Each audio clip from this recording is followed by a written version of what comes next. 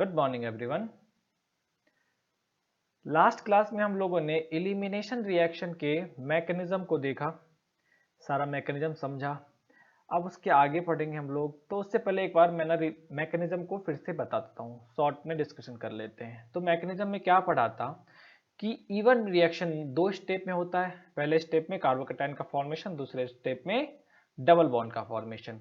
Carbocation का formation पहले step में क्या हो रहा है, जो सॉल्वेंट है वो सबस्ट्रेट से इंटरेक्ट करता है, मतलब उसका सॉल्वोलाइसिस करता है और उसको आयनाइज करने में हेल्प करता है और कार्बोकैटायन का फॉर्मेशन करता है। सेकेंड स्टेप में बेस क्या करता है, एसिडिक एच को रिमूव करके अनसैचुरेटेड कंपाउंड का फॉर्मेशन करता है। Acid base reaction is a fast reaction, तो रेट डिटरमाइनिंग स्टेप कौन सा हो जाएगा, रिमूवल ऑफ लिविंग ग्रुप। तो कार्बोकैटायन का जो फॉर्मेशन है that is rate determining step. तो रेट ऑफ SN1 पूछा जाए तो किस पे डिपेंड करेगा, सिर्फ इस कार्बोकैटायन की स्टेबिलिटी पे डिपेंड करेगा। सिर्फ कार्बोकैटायन की स्टेबिलिटी नहीं बोलेंगे, मतलब इस कार्बोकैटायन के फॉर्मेशन पे डिपेंड करेगा। जितनी आसानी से ये कार्बोकैटायन बनेगा, रेट उतना ही ज्यादा होगा। अब आ जाओ, तो हम देखें क्या क्या हमने पढ़ लिया यहाँ पे। तो पहला चीज हमने क्या पढ़ा, it is two step process. हमने देखा अभी दो स्टेप का प्रोसेस है। फर्स्ट स्टेप इज आरडीएस, बताया हमने। फर्स्ट स्टेप क्या है हमारा, आरडीएस है, क्योंकि second step acid base reaction है। तो फर्स्ट स्टेप में क्या है, लिविंग ग्रुप रिमूव हो रहा है। तो breaking of bond is always a slow process. तो बॉन्ड ब्रेक कर रहा है वहां पे, तो क्या है, स्लो प्रोसेस है, तो वो क्या होगा, रेट डिटरमाइनिंग स्टेप होगा। देखो सेकेंड स्टेप में भी बॉन्ड ब्रेक कर रहा है, मगर वो एसिड बेस रिएक्शन है और एसिड बेस रिएक्शन हमेशा क्या होता है, फास्ट होता है। तो रेट लॉ की बात कर ले तो देखा जाए इस वाले में कौन इन्वॉल्व है, सबस्ट्रेट एंड सॉल्वेंट। और कोई इन्वॉल्व है क्या, नहीं। सॉल्वेंट क्या होता है, इनफाइनाइट कंसंट्रेशन, इनफाइनाइट अमाउंट में अवेलेबल होते हैं। या कंसंट्रेशन की बात करें उसका, तो सॉल्वेंट काफी ज्यादा अमाउंट में होते हैं, मतलब सबस्ट्रेट के रिस्पेक्ट में सॉल्वेंट अनफाइनाइट इनफाइनाइट अमाउंट में होता है। तो कंसंट्रेशन, चेंज ऑफ कंसंट्रेशन, अगर सॉल्वेंट के कंसंट्रेशन की बात करें तो चेंज ऑफ कंसंट्रेशन क्या है, नेग्लिजिबल होता है। तो हम लोग क्या मानते हैं कि सॉल्वेंट का कंसंट्रेशन कांस्टेंट है। तो अगर रेट की बात करेंगे तो एक्चुअल रेट लिखेंगे हम लोग, तो एक्चुअल रेट क्या आएगा वहां पे, रेट इक्वल टू एक के डैश मान लिया एन आर एक्स और कंसंट्रेशन ऑफ सॉल्वेंट, सॉल्वेंट का कंसंट्रेशन लिया। बट ये फैक्टर क्या, इसमें चेंज तो कुछ नहीं हो रहा है ना, ये हमेशा कांस्टेंट बना रखा है। तो ये के भी कांस्टेंट, ये भी के भी कांस्टेंट, तो आर को मैं लिख लिया एक एक दोनों का इक्विवेलेंट कांस्टेंट के एन आर एक्स। यही हम लोगों ने सूडो फर्स्ट ऑर्डर रिएक्शन में पढ़ा था। सूडो फर्स्ट ऑर्डर रिएक्शन में क्या बताया, जब सॉल्वेंट इनफाइनाइट में अवेलेबल हो या रिएजेंट इनफाइनाइट अमाउंट में अवेलेबल हो, तो हम लोग क्या कंसिडर करते हैं कि change in concentration for solvent will be negligible, means it will be remain constant through out the reaction. और सिंस वो कांस्टेंट है तो वो ज्यादा रेट को इफेक्ट नहीं करेगा, क्योंकि वैल्यू क्या रह जा रही है, कांस्टेंट रह जा रही है। तो किस में वेरी करने से चेंजेस आने वाले हैं, तो आर एक्स में वेरी करने से ही चेंज आने वाला है। ये चीज क्लियर है। तो रेट क्या आ गया हमारे पास, रेट ऑफ द रिएक्शन क्या आ जाएगा, के आर एक्स। मतलब रेट किस पे डिपेंड कर रहा है, ओनली सबस्ट्रेट पे। तो क्या रेट बेस पे डिपेंड करेगा क्या, नहीं। E1 का रेट भी बेस पे डिपेंड नहीं करता, जैसे कि SN1 का रेट न्यूक्लियोफाइल के कंसंट्रेशन पे डिपेंड नहीं करता है। थर्ड पॉइंट पे आ जाइए।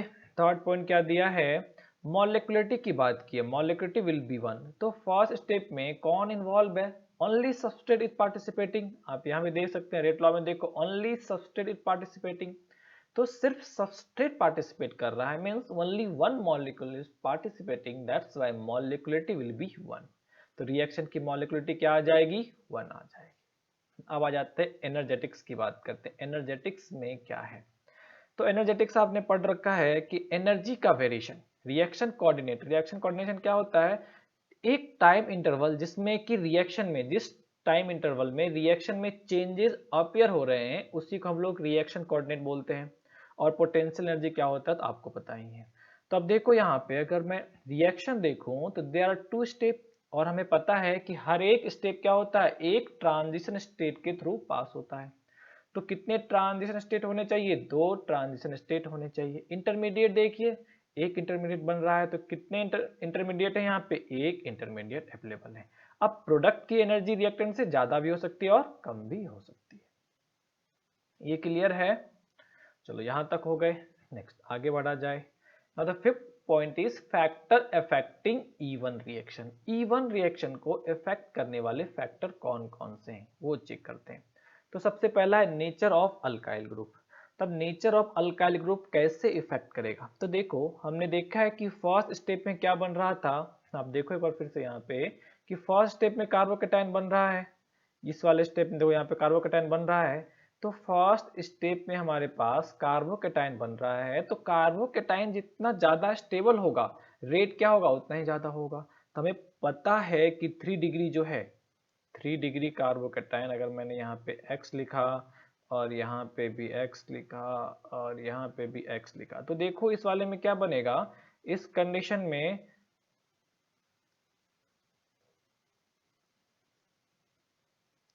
में 3 डिग्री कार्बोकेटाइन बन जाएगा, इस कंडीशन में 2 डिग्री कार्बोकेटाइन और इस कंडीशन में 1 डिग्री कार्बोकेटाइन। तो इसकी स्टेबिलिटी सबसे ज्यादा है ना, तो इसके फॉर्म करने की टेंडेंसी क्या होगी, ज्यादा होगी, मतलब इसका रेट क्या हो जाएगा, ज्यादा हो जाएगा। मींस जैसे जैसे कार्बोकेटाइन की स्टेबिलिटी बढ़ेगी रेट ऑफ E1 क्या होगा, इंक्रीज करता चलेगा। तो वही यहाँ पे दे रखा है 3 डिग्री मोर स्टेबल देन 2 डिग्री, 2 डिग्री मोर स्टेबल देन 1 डिग्री, तो रेट क्या हो रहा है, डिक्रीज कर रहा है। अब अगर एलाइलिक और बेंजालिक की बात करो तो वो कहाँ पे आएगा, एलाइलिक और benzylic carbocation is more stable than 3 degree carbocation. 3 degree से ज्यादा स्टेबल होता है बट ट्राइमिथाइल कार्बोकेटाइन से ज्यादा स्टेबल नहीं होता। तो 3 डिग्री से ज्यादा स्टेबल है तो क्या होगा, वो इसके पहले आएगा। तो नेचर ऑफ अल्काइल ग्रुप हो गए। सेकेंड पे चलते हैं। सेकेंड क्या दे रखा है, नेचर ऑफ लिविंग ग्रुप। अब अगर अल्काइल ग्रुप सेम आ जाए,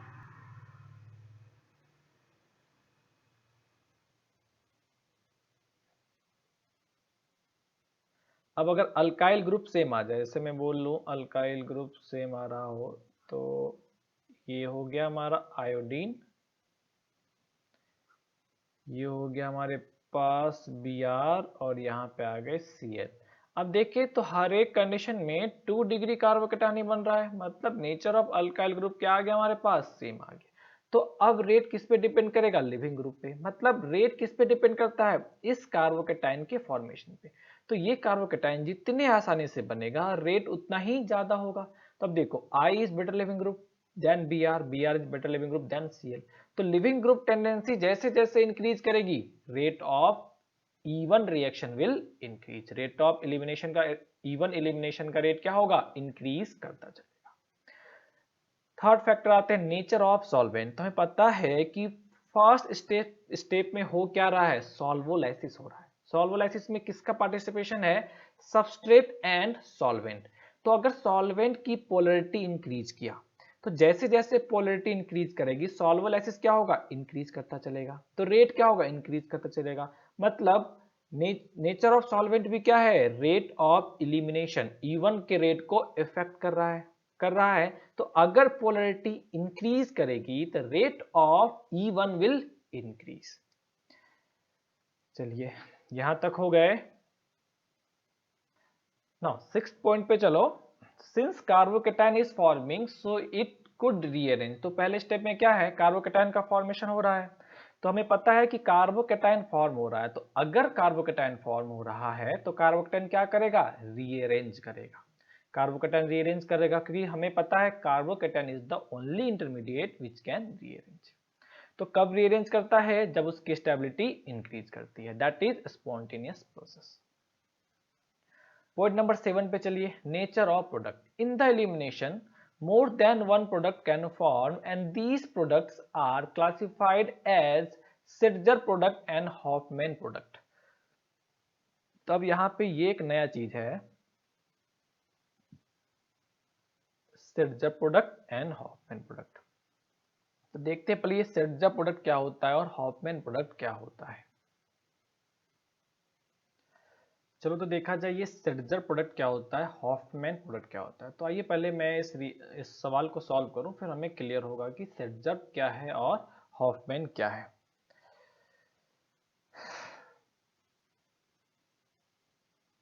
तो देखिए इस वाले में फर्स्ट स्टेप में क्या होगा, एलिमिनेशन हो जाएगा। अगर एलिमिनेशन हुआ तो यहाँ पे कार्बोकैटायन का formation. Now this carbocation can rearrange, तो ये कार्बोकैटायन रीअरेंज करके कहाँ आ गया, यहाँ पे आ गया। अब देखो जब कार्बोकैटायन यहाँ पे है तो हमारे पास बीटा एलिमिनेशन करना है ना, हमें क्या करना है, यहाँ पे बीटा एलिमिनेशन करना है।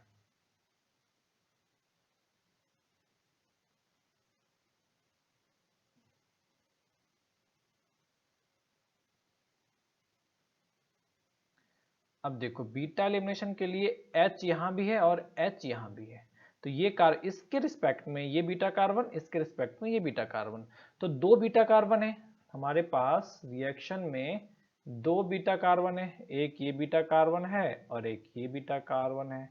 तो H यहाँ से भी रिमूव हो सकता है और H यहाँ से भी रिमूव हो सकता है। तो नेक्स्ट स्टेप में जब आप चलेंगे,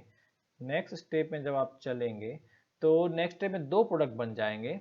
एक प्रोडक्ट में क्या आ जाएगा कि H यहां से रिमूव किया, अगर H को हमने यहां से रिमूव किया तो डबल बॉन्ड इन दोनों के बीच बन जाएगा। ये H बेस है ना, जैसे ही हमने बेस को रखा तो बेस क्या करेगा, H प्लस को लेके जाएगा और ये लोन पेयर इसको सप्लाई कर देगा। अगर बेस हमने यहां रखा तो ये क्या करेगा, H प्लस लेके जाएगा और ये लोन पेयर इसको सप्लाई कर देगा। तो नेक्स्ट स्टेप में क्या बन जाएगा हमारे पास, ये प्रोडक्ट बन जाएगा। तो प्रोडक्ट ये भी बन सकता है, प्रोडक्ट ये भी बन सकता है। तो कितने प्रोडक्ट बन रहे हैं, more than one product form कर रहा है। इसी में से एक जो है हमारा सेट्जर प्रोडक्ट है और दूसरा क्या है, हॉफमैन प्रोडक्ट है। तो सेट्जर प्रोडक्ट किसे कहते हैं, तो the product in which double bond is form with the more substituted carbon. More substituted carbon का मतलब क्या है कि वहां पे अल्काइल चेन ज्यादा हो, वहां पे अल्काइल चेन ज्यादा हो। अल्काइल चेन ज्यादा होने का मतलब डिग्री ऑफ कार्बन क्या हो, ज्यादा हो। तो यहाँ पे देखो, यहाँ पे 2 डिग्री कार्बन है, यहाँ पे 1 degree carbon, this is more substituted. Clear है, this is more substituted.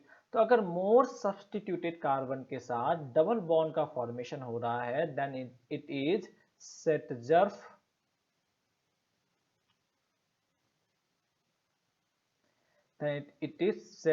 Product. और अगर लेस सब्स्टिट्यूटेड कार्बन के साथ डबल बॉन्ड का फॉर्मेशन हो रहा है then it is called Hofmann product. Clear है। तो सेटजर प्रोडक्ट का डेफिनेशन ही क्या है कि मोर सब्स्टिट्यूटेड कार्बन के साथ डबल बॉन्ड का फॉर्म करना। मोर सब्स्टिट्यूटेड कार्बन को हम ये भी कह सकते हैं carbon containing less number of hydrogen atom, ये भी कह सकते हैं। और लेस सब्स्टिट्यूटेड को हम क्या कर सकते हैं, carbon containing more number of hydrogen atom. तो सेटजर प्रोडक्ट क्या हो गया, the product which contain less number of hydrogen atom और विच इज मोर सब्स्टिट्यूटेड। और हॉफमैन में क्या होगा, double bond will form with the carbon which contain more number of hydrogen atom और which will be less substituted. Clear है। तो Saytzeff and Hofmann product का definition note कर लेंगे। When double bond form with more substituted carbon atom then it is called Seltzer product, and when it form with less substituted carbon atom then it is called Hofmann product। ये note कर लेंगे। अब एक चीज बताओ यहाँ पे कि सेटजर और हॉफमैन में कौन ज्यादा स्टेबल है, सेटजर और हॉफमैन में कौन ज्यादा स्टेबल है। अब अगर चेक करो यहाँ पे तो देखो सेटजर प्रोडक्ट में, जो सेटजर प्रोडक्ट बना है इस कंडीशन में, तो सेटजर में हमारे पास नंबर ऑफ हाइपर कंजुगेशन कितने हैं, 6 हैं।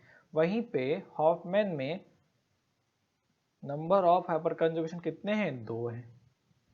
तो कौन ज्यादा स्टेबल होगा, first will be more stable than second. Means Saytzeff product क्या है, हॉफमैन प्रोडक्ट से ज्यादा स्टेबल है।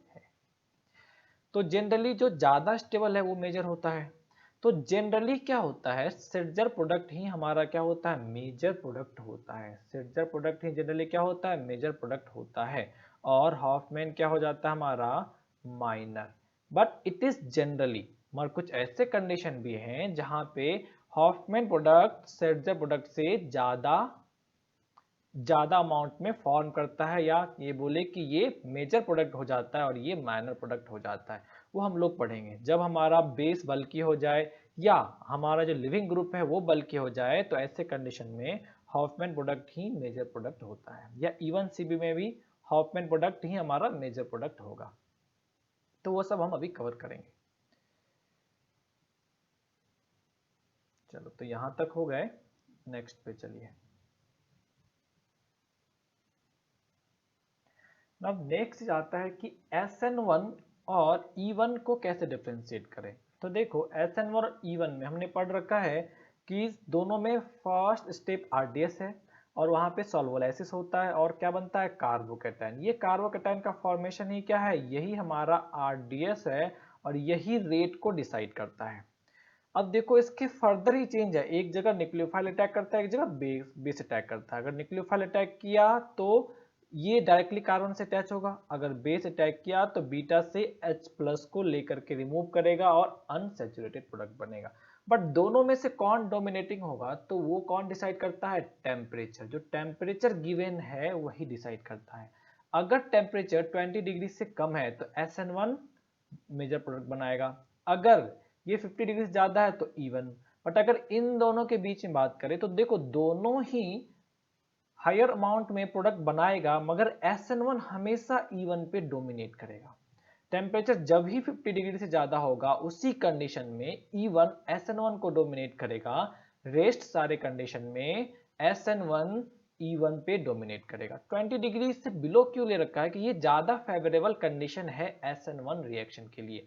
तो जब भी आपको SN1 रिएक्शन कराना होगा तो SN1 रिएक्शन के लिए 20 डिग्री से बिलो का टेम्परेचर ज्यादा फेवरेबल होता है। तो यहां तक इलिमिनेशन रिएक्शन, E1 रिएक्शन में जितनी भी चीजें थी हमने सारे कुछ कवर कर लिया है। एलिमिनेशन रिएक्शन में जो भी चीजें था हमने सारा कुछ कवर कर लिया है। तो अब हम लोग कुछ क्वेश्चंस ट्राई करेंगे। तो चलो आ जाओ, फर्स्ट क्वेश्चन पे आ जाओ।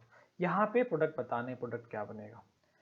तो चलो, पहला सवाल मैं खुद करके बताता हूँ। देखो क्या होगा, फर्स्ट स्टेप में कार्बोकैटायन का फॉर्मेशन, तो हमने किया क्या, यहाँ पे कार्बोकैटायन फॉर्म किया। अब देखो, दोनों साइड सेम ही ग्रुप है, इधर अटैच करो इधर अटैच करो, एक ही बात है। तो सेकेंड स्टेप में क्या होगा, बीटा कार्बन से हाइड्रोजन का रिमूवल होगा, हाइड्रोजन रिमूव करेगा, और जब हाइड्रोजन रिमूव करेगा तो डबल बॉन्ड का फॉर्मेशन हो जाएगा, यही आ जाएगा प्रोडक्ट में हमारे पास। चलिए, सेकेंड वाले में देखिए, सेकेंड वाले ऑप्शन में देखा जाए तो यहाँ पे क्या है, वीक बेस है, टेम्परेचर ज्यादा है, और ये बेस भी है और सॉल्वेंट भी है, तो सॉल्वेंट एंड बेस दोनों के जैसा काम करेगा। फर्स्ट स्टेप में ये सॉल्वेंट की तरह बिहेव करेगा और कार्बोकैटायन का फॉर्मेशन करेगा। ये कार्बोकैटायन रीअरेंज कर सकता है, तो कार्बोकैटायन का रीअरेंजमेंट करा दिया। अब देखो, कार्बोकैटायन का रीअरेंजमेंट कराने के बाद दो पॉसिबिलिटी हमारे पास जनरेट होती है, एक तो यहां से H हटाओ, एक तो यहां से H हटाओ। तो अगर हमने H यहां से हटाया तो ये हमारा क्या आ जाएगा, सेटजर प्रोडक्ट, और अगर हमने यहां से H हटाया तो क्या आ जाएगा, हॉफमैन प्रोडक्ट। क्लियर है। तो अब मेजर कौन सा होगा, इन दोनों में मेजर कौन सा होगा, तो ये हमारा क्या आ गया, मेजर प्रोडक्ट, और ये क्या आ गया हमारा, माइनर प्रोडक्ट। चलिए, क्वेश्चन नंबर थर्ड पे आ जाइए। क्वेश्चन नंबर थर्ड करके बताओ क्या आएगा, आप तुम लोग करके बताओ। Question number third, question number four, फिर इसके आगे भी कुछ सवाल हैं। क्वेश्चन नंबर थर्ड करके बताइए क्या आएगा आंसर। चलिए, तो क्वेश्चन नंबर थर्ड पे आ जाओ। थर्ड पे क्या करेंगे, तो देखिए, जो हमारे पास बेस दे रखा है that is a weak base, ये वीक बेस और वीक न्यूक्लियोफाइल दोनों भी कह सकते हैं। अब टेम्परेचर देखो, टेम्परेचर क्या है, 10 degree, that is less than, देखिए यहाँ पे that is less than 20 degree, तो कौन सा रिएक्शन फेवरेबल होगा, तो in this condition SN1 will be favourable. तो कौन सा रिएक्शन होगा यहाँ पे, SN1 होगा। अब अगर SN1 कराया तो फिर भी फर्स्ट स्टेप में क्या होना है, फर्स्ट स्टेप तो सेम होगा। तो पहले स्टेप में अभी भी क्या हो गया, कार्बोकैटायन का फॉर्मेशन, ये कार्बोकैटायन फिर से रीअरेंज किया। बट अब जब अटैक करने चला तो क्या होगा, यहाँ पे CH3OH का अटैक होगा। तो CH3OH का अटैक हुआ तो यहाँ पे OCH3 बनेगा। अच्छा बताओ, प्रोडक्ट कितने बनेंगे, तो यहाँ भी दो प्रोडक्ट बनेंगे क्योंकि ये जो सेंटर है अभी क्या हो रहा है, कायरल सेंटर बन जा रहा है। तो एक बार अबव से हो सकता है तो एक बार बिलो से हो सकता है, एक R बन सकता है दूसरा S बन सकता है, मतलब यहाँ भी क्या बनेंगे, दो प्रोडक्ट बनेंगे और वो दोनों आपस में क्या होंगे, इनैंशियोमर होंगे। चलिए क्वेश्चन नंबर 4 पे आ जाओ। क्वेश्चन नंबर तो क्या बताया है कि टेम्परेचर देखना इंपॉर्टेंट है, हमें ध्यान रखेंगे टेम्परेचर से ही डिसाइड करेंगे कि कब SN1 होगा और कब E1 होगा, कब SN1 होगा और कब E1 होगा। क्लियर है? चलिए इस वाले पे आ जाओ, क्वेश्चन नंबर 4 पे आ जाइए। Question number 4,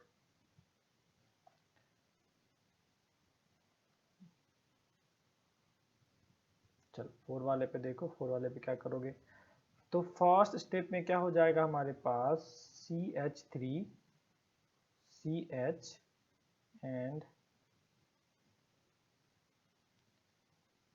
CH3 CH2 plus, इसका फॉर्मेशन हुआ। ये क्या करेगा, रीअरेंज करेगा। तो अगर हमने रीअरेंजमेंट कराया तो CN प्लस एंड यहाँ पे CH3 और यहाँ पे भी आ गया CH3। अब क्या करा दीजिए, 60 डिग्री है तो 60 डिग्री 50 डिग्री से अब क्या फेवर करेगा, ये E1 प्रेफर करेगा। कौन सा प्रेफर करेगा, ये इवन रिएक्शन देना प्रेफर करेगा। तो अब इसका एलिमिनेशन कराया तो कहाँ होगा, किसी भी एक से H हटा दो, किसी भी एक मिथाइल से H हटा दिया तो CH2 double bond C CH3 and CH3, ये हमारा आंसर आ जाएगा। चलो क्वेश्चन नंबर 5 करो। क्वेश्चन नंबर 5 में क्या है, तो देखो यहाँ पे दो चीजें हैं। पहले वाले में टेम्परेचर 100 डिग्री, यहाँ 15 डिग्री, तो ये क्या हो जाएगा, ये इवन हो जाएगा तो ये SN1 हो जाएगा। दोनों ही कंडीशन में इंटरमीडिएट क्या होना है, कॉमन ही होना है, इंटरमीडिएट कॉमन है। अब ये इंटरमीडिएट देखो रीअरेंज कर सकता है तो हमने इसका रीअरेंजमेंट भी करा दिया। क्लियर है? क्या फर्दर रीअरेंजमेंट पॉसिबल है क्या, नहीं, फर्दर कहीं भी रीअरेंज कराओगे स्टेबिलिटी डिक्रीज करेगी। अब देखिए, अब यहाँ पे दो चीजें, एक एलिमिनेशन और एक सब्स्टिट्यूशन। सब्स्टिट्यूशन कराया तो ऊपर से भी हो सकता है और नीचे से भी हो सकता है, दोनों साइड से अटैक करा सकते हैं। तो किसी भी साइड से अटैक करा लीजिए आप, तो यहाँ पे जो प्रोडक्ट बनेगा ONCH3, मगर ये सिमेट्रिकल है, ये वाला सिमेट्रिकल है, तो हम कह सकते हैं कि ये ऑप्टिकली एक्टिव नहीं होगा, मतलब ये कायरल सेंटर नहीं बन रहा है। तो टोटल प्रोडक्ट कितने हो जाएंगे, एक ही हो जाएंगे। बट इस वाले में चलो, अब इस वाले में देखो, इस वाले में क्या करेंगे, तो अगर इस वाले में चलेंगे आप, तो अब यहाँ पे देखिए कि H कहाँ कहाँ पे अवेलेबल है, जो बीटा H है हमारा वो कहाँ कहाँ पे अवेलेबल है, बीटा H यहाँ पे अवेलेबल है, सॉरी इस वाले पे नहीं, इस वाले पे आओ,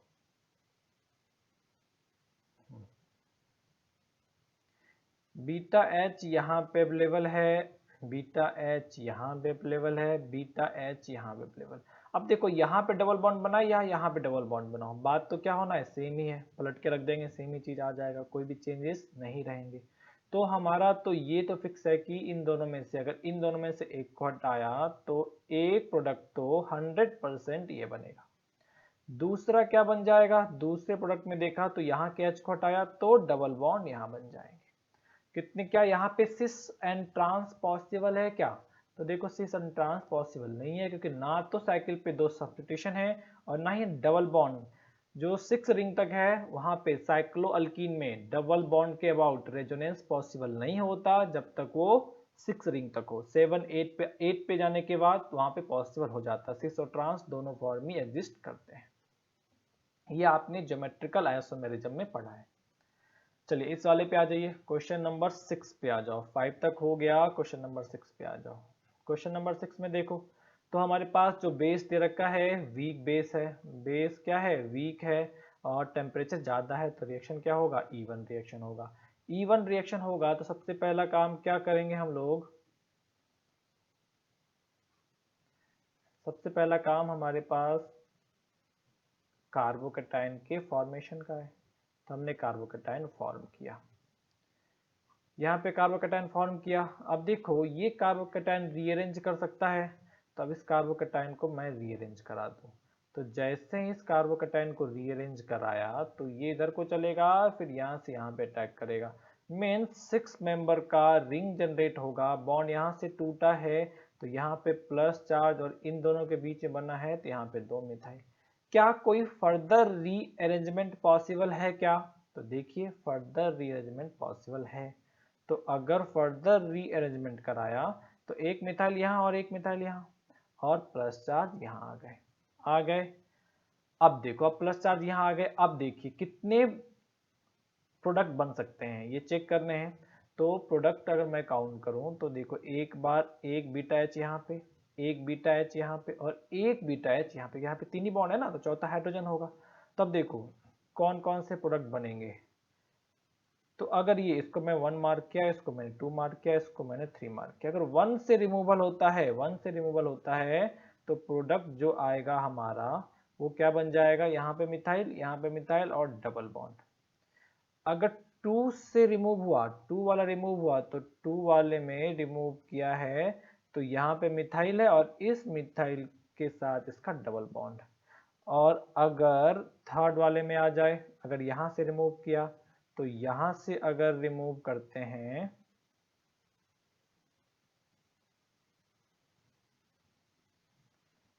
तो अगर हम इसको यहाँ रखा, इस वाले को यहाँ रखा और अगर हमने यहाँ से रिमूव किया तो डबल बॉन्ड यहाँ पे आ जाएगा। क्लियर है? ये 3 प्रोडक्ट बनेंगे। क्या इस 3 से ज्यादा बन सकते हैं क्या? 3 से ज्यादा नहीं बन सकता क्योंकि यहाँ पे ज्योमेट्रिकल आइसोमेरिज्म पॉसिबल नहीं हो पाएगा। तो अब इसमें बताओ कि मेजर प्रोडक्ट कौन सा होगा। तो सबसे ज्यादा स्टेबल है वो क्या होगा, मेजर होगा। तो देखो सबसे ज्यादा स्टेबल कौन सा है, ये वाला। और सेट्जर प्रोडक्ट भी क्या है, यही है। सेट्जर प्रोडक्ट क्या बताया था, जो मोर सब्सटीट्यूटेड, जो मोर सब्सटीट्यूटेड कार्बन के साथ डबल बॉन्ड बनाए। तो इस प्लस चार्ज के लिए सबसे ज्यादा सब्सटीट्यूटेड कौन सा है, ये वाला, क्योंकि ये क्या है हमारा 3 डिग्री है, ये हमारा क्या है 1 डिग्री, ये क्या है हमारा 2 डिग्री। तो ये क्या हो गए सेट्जर प्रोडक्ट, ये दोनों क्या हो गए हॉफमैन प्रोडक्ट। क्लियर है? और ये क्या है हमारा मेजर प्रोडक्ट और ये दोनों क्या आ जाएंगे माइनर प्रोडक्ट। ये दोनों ही क्या रहेंगे माइनर प्रोडक्ट। क्लियर है? तो ये वाला समझ गए होगे। नेक्स्ट पे आ जाओ। क्वेश्चन नंबर 6 हो गए। क्वेश्चन नंबर 7 पे आइए। क्वेश्चन नंबर 7, चलो क्वेश्चन नंबर 7 पे बताओ क्या होगा। तो ये भी उसी के जैसा है। पहले स्टेप में क्या करें हम लोग, कार्बोकैटायन का फॉर्मेशन करा दे, कार्बोकैटायन फॉर्म करा दे यहाँ पे। नेक्स्ट स्टेप में क्या होगा, यहाँ पे रीअरेंजमेंट हो जाएगा। तो अगर हमने रीअरेंजमेंट कराया तो हमारे पास रीअरेंजमेंट हो गए और ये दोनों इधर चले गए, यहाँ पे प्लस आ गया। फिर से एक रीअरेंजमेंट होगा और उस रीअरेंजमेंट में यहाँ मिथाइल और यहाँ मिथाइल हो जाएगा और यहाँ पे क्या आ जाएगा प्लस। अब इस प्लस के देखो, इसके साथ भी 3 प्रोडक्ट बनेंगे। तो पहला प्रोडक्ट क्या हो जाएगा इसके साथ, जो कि मोर सब्स्टिट्यूटेड कार्बन, ये इससे कम 2 डिग्री है और ये उससे भी कम।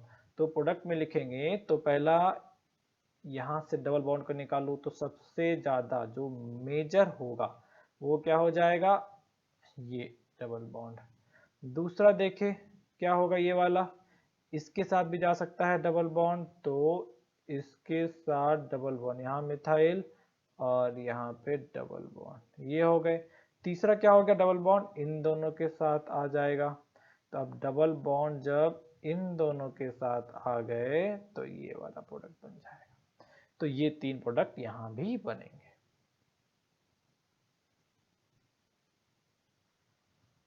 चलिए लास्ट क्वेश्चन है, क्वेश्चन नंबर 7 हो गए और ये लास्ट क्वेश्चन है क्वेश्चन नंबर 8। ये करके बता दो कि यहाँ पे क्या बनेगा। तो देखिए हमारे पास क्या है, वीक बेस है, सॉल्वेंट क्या है पोलर प्रोटिक सॉल्वेंट है और टेम्परेचर भी दे रखा है। मतलब इसका मतलब ही क्या, हीटिंग। हीटिंग का मतलब क्या, टेम्परेचर ज्यादा है, काफी ज्यादा टेम्परेचर होना। तो अब देखो पहले स्टेप में यहाँ भी क्या करोगे, कार्बोकैटायन का फॉर्मेशन करा दो। तो अगर हमने कार्बोकैटायन का फॉर्मेशन कराया तो फर्स्ट स्टेप में ये वाला यहाँ से और ये यहाँ तक, यहाँ पे क्या आ गया कार्बोकैटायन। अब बताओ क्या ये कार्बोकैटायन रीअरेंज करेगा या नहीं। तो देखते हैं, यहाँ पे चलेंगे 2 4 6 6 यहाँ पर कंजक्शन आ जाएंगे और 3 डिग्री भी है ना ये, तो स्टेबिलिटी इंक्रीज करेगी। तो हम क्या करें, इसको रीअरेंज करा करके यहाँ पे लेकर के चलेंगे, चलेंगे या नहीं। नहीं लेके जा सकते क्योंकि this is bridge head carbon और ब्रिज हेड पे free radical plus charge double bond का फॉर्मेशन पॉसिबल नहीं है। तो यहाँ तो इसका फर्दर रीअरेंजमेंट पॉसिबल नहीं है। अब देखो इलिमिनेशन की बात करें तो बीटा हाइड्रोजन को मैं अगर काउंट करूं तो एक हाइड्रोजन यहाँ भी है और हाइड्रोजन, दो हाइड्रोजन यहाँ भी है, तो यहाँ से भी जा सकता है हाइड्रोजन और यहाँ से भी जा सकता है। दोनों ही साइड से हाइड्रोजन का एलिमिनेशन हो सकता है, मतलब डबल बॉन्ड यहाँ भी बन सकता है और यहाँ भी बन सकता है। तो अब देखो डबल बॉन्ड का यहाँ बना सकते हैं क्या? नहीं। अभी जस्ट बताया ना कि ये जो कार्बन है ये ना तो कार्बोकैटायन बनाएगा, ना तो फ्री रेडिकल, ना ही ये डबल बॉन्ड बना सकता है, ना ही ट्रिपल बॉन्ड बना सकता है। क्लियर है? तो मतलब यहाँ पे डबल बॉन्ड पॉसिबल नहीं है। क्यों नहीं है? क्योंकि वो हाईली अनस्टेबल होता है। तो एक ही प्रोडक्ट हमें मिलेंगे यहाँ पे देखने को, वो प्रोडक्ट क्या होगा?